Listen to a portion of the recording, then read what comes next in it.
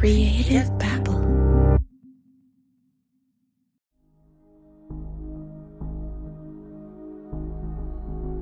I thought he was a federal agent. Basically said, your life is in danger. There's been a hit taken out on you by the drug cartels, and your son's life is in danger, that they plan on potentially kidnapping him. The Delta Force agent told Eric Perardi that in order for this to go away, he has to pay the ransom or else they're going to kill you. The federal agent went by the name of St. Jovite Youngblood. I'm thinking, why would he come and say this to me if it's not true? The better question is, why would these drug lords want anything to do with Eric Perardi? After all, Eric Perardi has never once had a run-in with the Mexican cartel. He's just an Austin, Texas real estate developer. The answer is that St. Jovite Youngblood was just a con man, working an elaborate ruse to try to steal Eric Perardi's money. He asked me for $70,000. He's like, look, I'm going to hire these guys to protect your child, protect you. I'm going to have this money back to you in a couple weeks, but you got to trust me. And it's like today, it has to happen because you're in danger. The last thing he says to me as he walks out the door is, I was like, are you sure? He goes, if I'm not 100%, then your son's dead. Are you willing to take that chance? This interview with Eric Perardi is from the Austin American Statesman newspaper out of Texas. People are going to listen to this and say it's crazy, but you're in the middle of this. The phone calls are coming every day.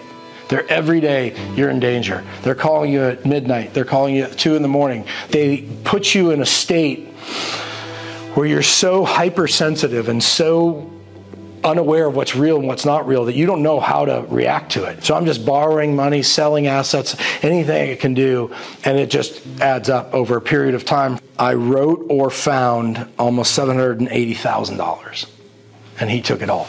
He spent some serious time creating his character, which was all a lie. Never been in the military, never been an agent. I mean, this guy has destroyed people's lives.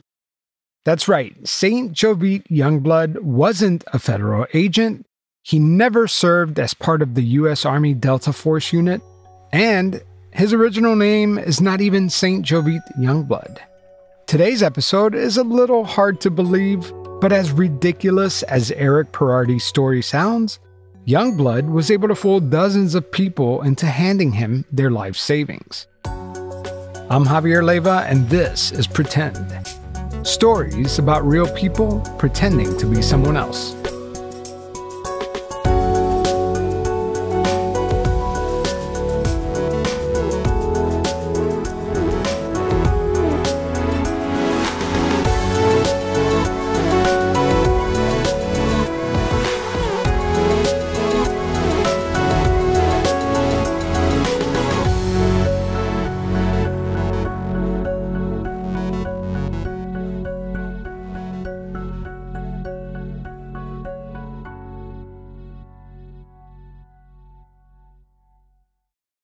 Picture this, a foggy evening, the whisper of secrets in the air, and an invitation to step back into the glamorous and mysterious 1920s. That's the backdrop of June's Journey, the game that's been keeping me glued to my phone lately. Instead of doom scrolling on social media, I am actually playing the part of June Parker, a daring detective with a personal mission to solve her sister's murder. And let me tell you, it is a roller coaster of emotions and puzzles. What's to love? Well, first of all, the thrill of hunting for hidden objects. I'm a sucker for these kinds of games. It's kind of like those books that we grew up with, but with a storyline that keeps thickening. Plus, the game takes place in New York to Paris, uncovering clues of scandalous family secrets that make you feel like a real detective. If you're ready for a dose of mystery, romance, and the glamour of the 1920s, June's Journey is waiting for you. Download it for free on iOS and Android,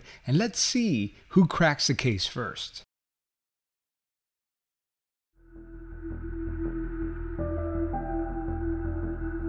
So I know him as Kodashan Youngblood.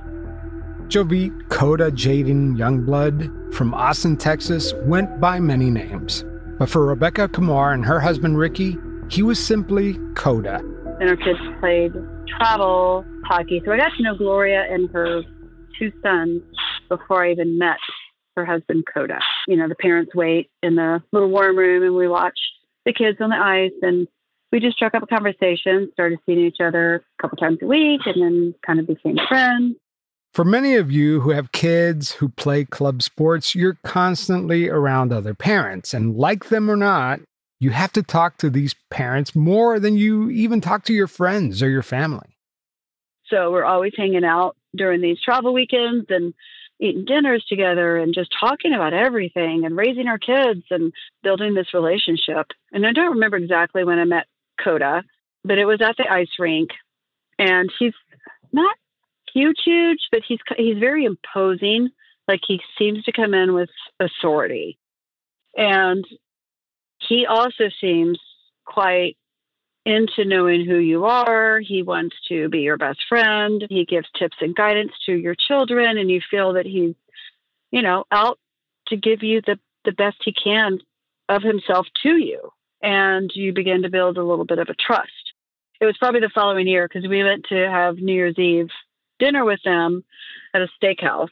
And we kind of just got to know each other a little bit better. And that was when we first heard about Delta Force. Like, we knew the hand-to-hand combat kind of really early on training, and we knew the top secret clearance that he worked for the government. And then we'd have conversations, and he's like, yeah, you know, I was up in Alaska and I was doing the Black Ops training. And we're like, oh, wow, you do that? Wow, okay, cool, you know? And, but he's so convincing. I mean, it was fairly early on in the relationship where he would like throw out tidbits. He would tell us he was top secret clearance. He works for the government. He couldn't tell us much about his job because of his security. He was a trainer for people who are flying Black Ops. He's extremely intelligent, and he's very knowledgeable about current events. He's very knowledgeable about history, so the things that have happened in the past, so he can kind of support his story, and you believe him. And anytime he talked to Coda, he completely controlled the conversation. He did most of the talking. He would have if you would to question anything, he immediately had a response for it. And he was very generous with stuff. Like, he would buy dinners and treat our kids to stuff and pass out $100 bills for everyone's birthday, adult or child. I had a very strong intuition. And there was something about him that just threw me off. Like, his wife is precious. His kids were precious. There's something about him that I just was like, oh, that's kind of like he was off. And I couldn't figure out what it was. First, there was the little things. You know, Coda wasn't like the other parents. He was much more paranoid. He was showing up at our house. Like, he doesn't carry a phone. We didn't believe in phones. He would even have us like, one time he asked me to put my phone in like a jar in the pantry. And I said, no. Something in her gut told Rebecca not to trust this guy. But when Coda Youngblood came knocking on her door, it was hard to say no. I think where I questioned him was when we loaned him the first loan. And it was a loan with a promise of a payback. And it was kind of a quick turnaround. Hey, I just need this money just to get my friend through this dire situation. And I'll do anything for you, but I don't have the cash right now. Can you guys help me out with just because he goes, I'm good for it. You know, I never lie. Oh, we always say that. I never lie. You can give me a polygraph. I'll never, I'll pass it every time. So it was to help this son who just lost his dad purchase these antiquities or whatever that they were from this uncle who was being a jerk about the whole, it was my brother, I'm keeping this stuff. And the son's like, but it was my dad. It was family drama. Kind of glaze over because it's just too much for my brain to process.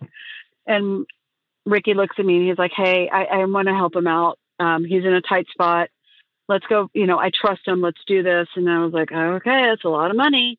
So Rebecca and her husband, Ricky, loaned him $90,000.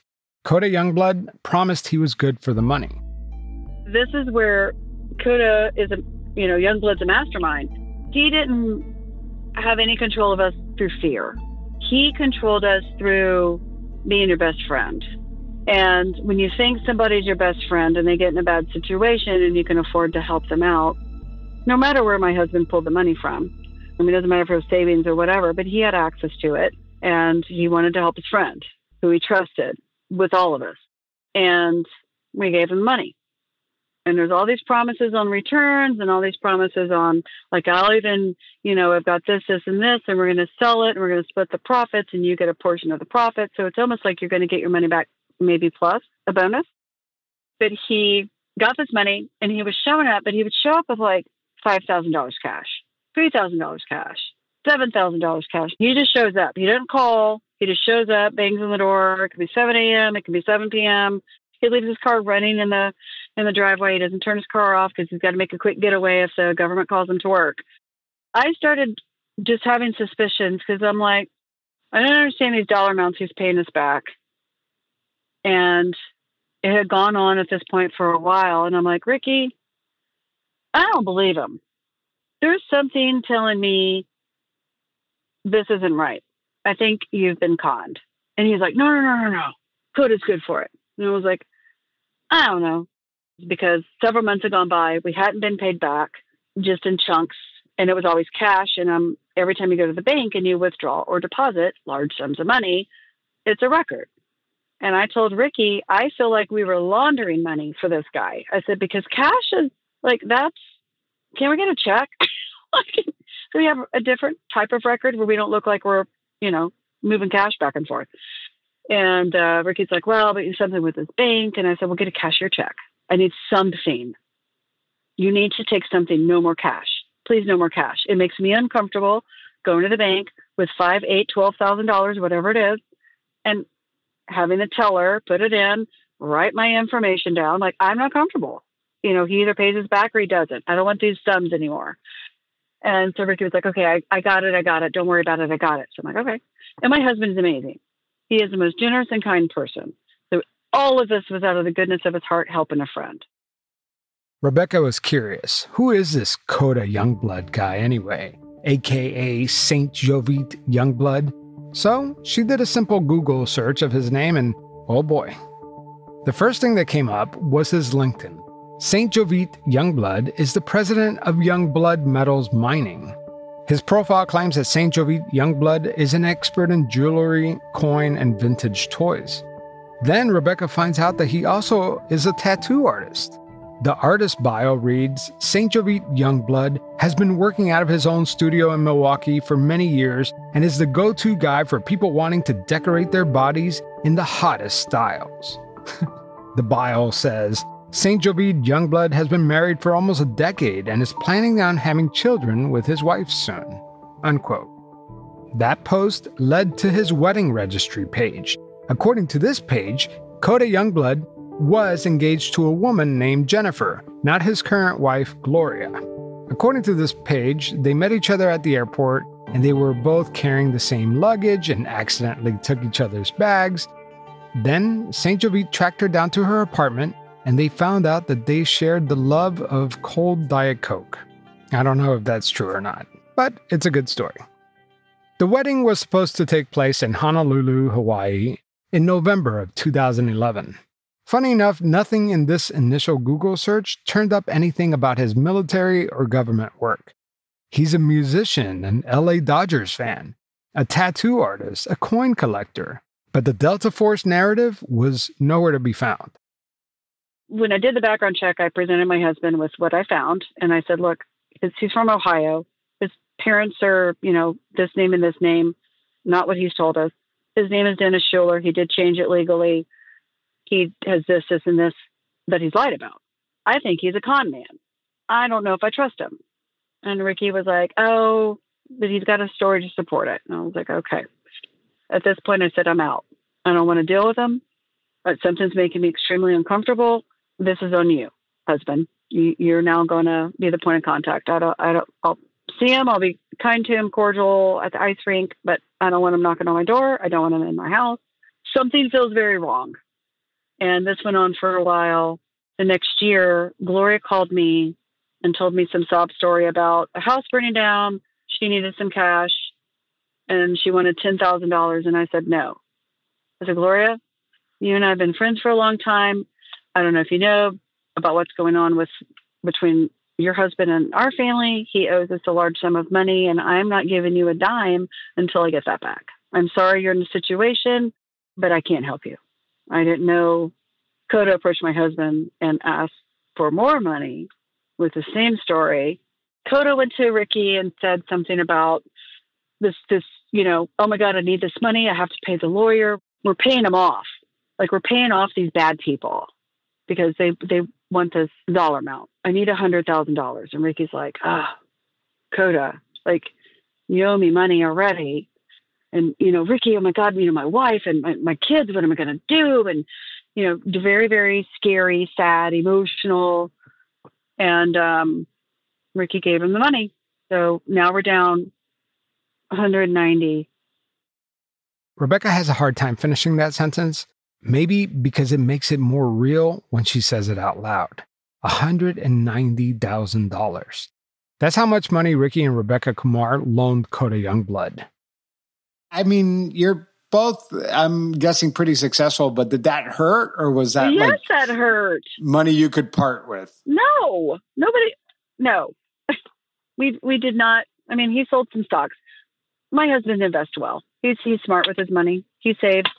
He's always, thank God I have him, because I'm, he's a saver, I'm a spender. So he keeps me in check. But no, I mean, he's prepped for our retirement. And he's very successful in his career, and he works great jobs. He supports our family. I was a stay-at-home mom for a while. So we have that kind of American dream lifestyle, You've got decent cars. We each have our own car. They're not all high-end, but I have a nice car. I can have my son in travel hockey and go to Dallas every weekend and spend $1,000 on a travel weekend. Rebecca told me that $200,000 was supposed to be their kids' college fund. But then Rebecca found this article from the San Bernardino Sun. The headline read, "Alleged coin con man charged." That's when she learned that her friend Coda Youngblood was a suspected con artist with 13 known aliases. According to the Sun article published in 2011, Youngblood paid a coin dealer $94,000 for gold coins. But the check bounced. And by the time the dealer figured it all out, Youngblood allegedly traveled to Australia, sold the coins, and gambled the money away. Police identified 4 other victims with similar accusations. The victims told investigators that Youngblood claimed that he had a Purple Heart medal for his service in the war, and that he served as a U.S. Navy SEAL, and that his wife and children had all been killed by a drunk driver. So then I just paid for, and I don't remember what background check company I used. It was something I paid $30 for like a month membership. And in that month, I could have run as many background checks as I wanted. So I was like, well, I'll run his name. And that's literally when I found out his real name is Dennis Schuler. So I had already cut him off. I had already told my husband, he's a con artist. I have the proof. You believe me or not, you want to read these articles or not, this is on you. Honey, I'm done.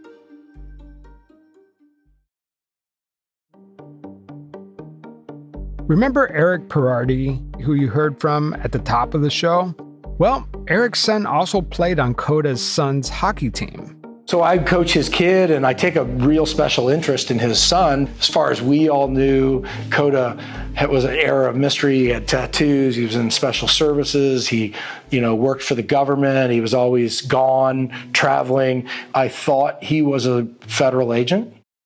The whole time Coda Youngblood was scamming Rebecca and Ricky Kumar, he was also working Eric Perardi. But Eric's story is much more dramatic. Basically said, your life is in danger. There's been a hit taken out on you by the drug cartels, and your son's life is in danger, that they plan on potentially kidnapping him. Eric and I are friends. He coached my kid. We've done travel with him and his children. So once again, it's a hockey community brought us together. But his story is very different with his interactions with Coda. And his was definitely more fear, immediate, large sums of money. Rebecca says that Eric Perardi truly believed that his family was in danger. And if he didn't hand over the money, the Mexican cartel was going to kidnap his son. Here's Eric talking with the Austin Statesman again. I lost everything. So I lost my medical office businesses. I had to walk away from the crossover, the project I worked on. I disappeared for 6-7 months. I couldn't be at the place that I built. I had no income coming in. I had no money. Remember, Coda Youngblood is siphoning large sums of money out of some of the parents from his son's hockey team. He targeted the wealthier families, not all of them. But none of the parents targeted were comparing notes. They thought they were the only ones helping Coda out. Coda and another fella show up at her house once again, never let us know they were coming. They went to Ricky and they were like, I need you to understand, I don't know if you know about Eric, but he's a terrible person and he's done all these horrid things and he's not to be trusted. Don't talk to him. Don't interact with him. Like, very fearful. And they leave. Ricky comes into the house and he goes, Beck, do not talk to Eric. And Ricky's like almost yelling at me. I think he's so stressed about whatever he heard that Eric's done. He was like, don't talk to him. Don't interact with him. Don't answer his phone calls. Don't. And I was like, okay. Well, the next week I get a phone call from Eric or text. And I completely spaced. I was not supposed to interact with him. And the text was, hey, hope you're doing well. I don't know, have you ever and it was kind of a weird text, but have you basically ever given Coda Youngblood money? And my response was, yes. And then Eric was like, can I call you? And I said, sure. So we had a phone conversation. Eric tells me to call the FBI. He gives me a number. And I just hung up the phone and I was like, I don't trust a single person right now. I don't trust my husband. I don't trust Eric. I don't believe Coda. And I definitely don't believe that this might be a real FBI agent. I don't know what's going on. So I called the FBI. When I went into the FBI office for my interview about everything, and I said, but his name is Dennis Schuler, and the agent looks at me and I was like, are you telling me I have more information than you do for my $30 background check? Oh my God, are you serious? They didn't know that? They hadn't gone that far yet. 51-year-old Saint Jovite, a.k.a. Coda Youngblood, was arrested at the airport on his way to Las Vegas on July 31st, 2023. Authorities believe that he would take the victim's money and gamble it away at the casinos. The U.S. Attorney's Office press release stated that Youngblood faced wire fraud and money laundering charges with 40 years in prison for each of the charges.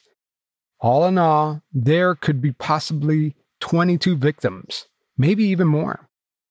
But I wanted to learn more, so I requested the criminal complaint against him. I was hoping that the criminal complaint would provide answers, but instead, it actually left me with more questions. Let me read some of it to you. It starts out describing Eric Perardi's story when he reached out to the FBI. Eric Perardi, an Austin real estate developer, told the FBI that he loaned Youngblood almost $1 million. He told investigators that not all of that money was his. Some of the money was from his romantic partner and a professional associate. These victims' names were redacted. Youngblood told Eric Perardi that Eric's ex-wife was dealing drugs and had become involved with the cartel. Say what? I have so many questions. Why would Perardi think that his ex-wife had connections with the Mexican cartel? Youngblood also told Eric Perardi that his son was in danger of being kidnapped and killed by the cartel. How could he prove this? Well, because Youngblood listened to audio recordings that his buddy at the NSA gave him. In the secret recording, Youngblood heard Eric's wife talking to a cartel hitman. By the way, I've been in touch with Eric Perardi, but after multiple requests, he has yet to agree on a date for an interview. Possibly because he didn't want to say anything while the trial was going on. But again, I have so many questions. I couldn't get Eric to answer my questions, so I did a little digging. Maybe his divorce papers filed in court could shed more light into his ex-wife and her cartel ties. Surely, if she was involved with something like that, it would be mentioned here, right? But nope. The divorce papers turned out to be run-of-the-mill divorce. They split custody, they settled on alimony and child support, no cartel, no hitman. But somehow, Eric Perardi believed Youngblood's story. Coda told Eric that he needed $70,000 to protect his family. Eric wrote a check, but not to Youngblood. Get this, Coda Youngblood instructed Perardi to write a check to an antique clock dealer. Huh? Youngblood assured Perardi that he would receive a 30% return on investment. a 30% return on investment for paying the cartel with a check made out to an antique clock dealer. This is the wackiest court document I've ever read. Not only that, but Youngblood gave Eric Perardi a Confederate flag worth $2.5 million as collateral. The complaint states that eventually, after almost $1 million lost, Eric Perardi started to suspect that the story was a farce. So, he recorded his next interactions with the antique clock dealer. Eric Perardi said, are my children's life in danger? What am I dealing with? The clock dealer said, everybody's life is in danger here. This guy, he's a spinoff of Los Zetas. Los Zetas, by the way, is Mexico's most dangerous drug cartel. Anyways, he said, even worse than they are. I'll just put it this way. They don't like him. They know he is dangerous. Eric Perardi asked, well, how is Coda Youngblood going to stop them? The clock dealer said, well, once we pay this off, we'll be able to shut down the person, is my understanding, said the clock dealer. On May 1st, 2023, the FBI conducted an undercover operation to observe and record Youngblood's attempt to extort and defraud Eric Perardi. Youngblood explained to the undercover agent that only half of the $12.2 million debt to the cartel has been paid, and that paying off this debt would help keep Perardi's family safe. Youngblood then told the undercover agent that if he helped to pay off the debt, let's say $76,000, that the undercover agent would double his returns, plus 25%. The scheme involved selling 2,000 ounces of gold bars, which Youngblood claimed to have access to. 2,000 ounces of gold, by the way, is about the size of a large loaf of bread. Confused yet? I have so many questions. You have so many questions. Despite how ridiculous this whole thing sounds, a lot of people lost a lot of money because of Coda Youngblood. Here's Rebecca Kumar again. My family's not ruined. My husband's still able to recoup some of that. He's still young enough. He's not retired. We didn't lose our house. We didn't lose our cars. Unlike other families that have been in the path of Coda's destruction, they've lost everything. They've lost their homes. They've lost their savings, their cars. They're living with their kids or in a motel because they don't even have a house. Next time on Pretend, we're going to get more details about Coda Youngblood's scheme. We're going to take you inside the courtroom. Based on the evidence that I've heard, Mr. Youngblood, you have an elaborate history of not telling the truth. After hearing the testimony, all I can say is, wow. The number of lies, the depth of those lies is beyond anything I've ever heard. And I've been around a long time. Absolutely incredible. That's the judge, by the way. Hopefully we'll get some answers to some of the strangest questions, like, was Perardi's wife really working with the cartel? Who was the antique clock dealer, and how was he associated with Youngblood? Well, that's next time on Pretend.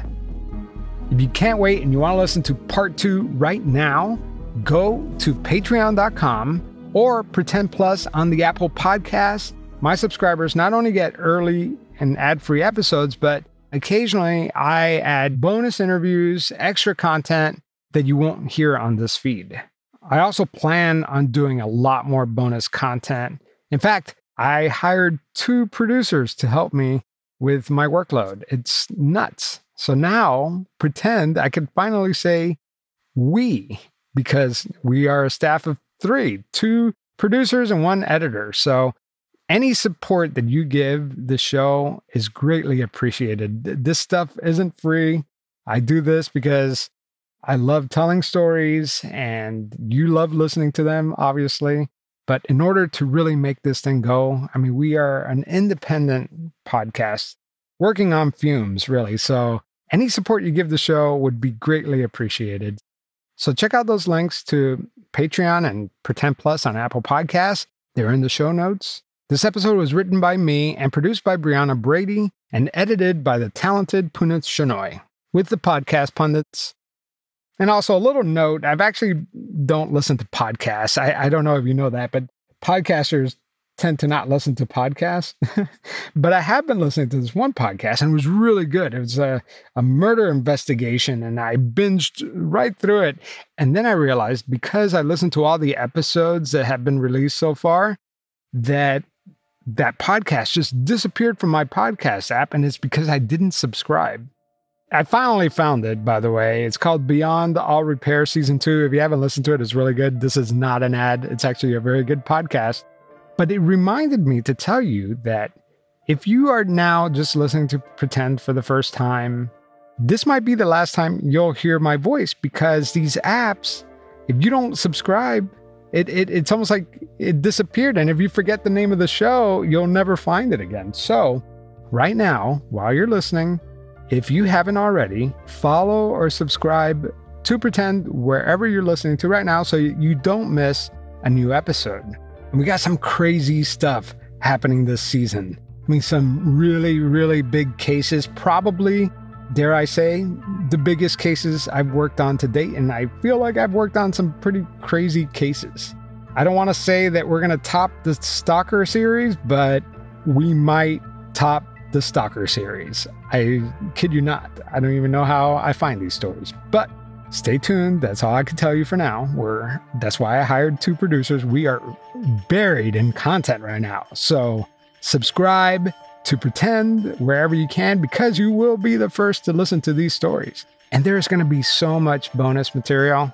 I mean, there's no way I could possibly fit it into any of these episodes. So, all right. Well, I've rambled enough. Take care. We'll talk next week.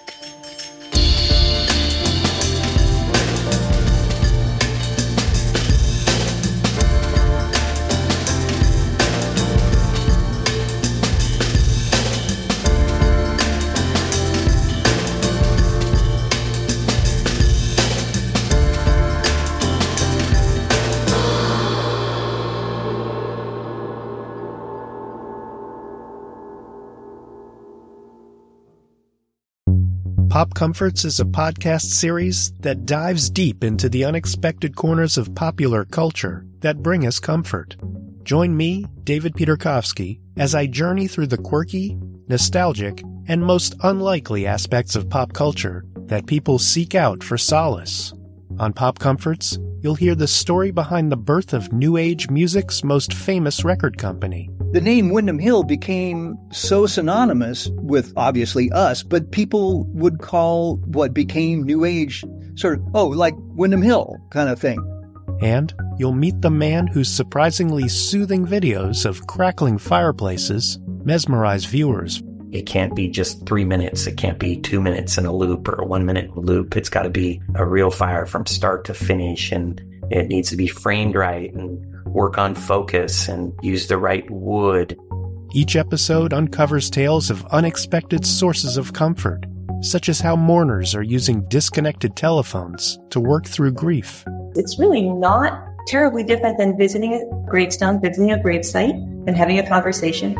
Or how a traditional drink from the South Pacific is having a cross-cultural moment and spreading its comforting embrace. So I wouldn't say there's one strong type of demographic. It's kind of more like, people who resonate with collectivism, community, and like the Pacific ways of doing things. It kind of draws that type of people. From Japanese watering holes where chatter takes a backseat to vintage jazz records, to the use of AI to bring back the voices of lost loved ones, Pop Comforts is a revelation in the practices, old and new, that bring us relief. To hear the entire series, subscribe to Pop Comforts now, wherever you get your podcasts.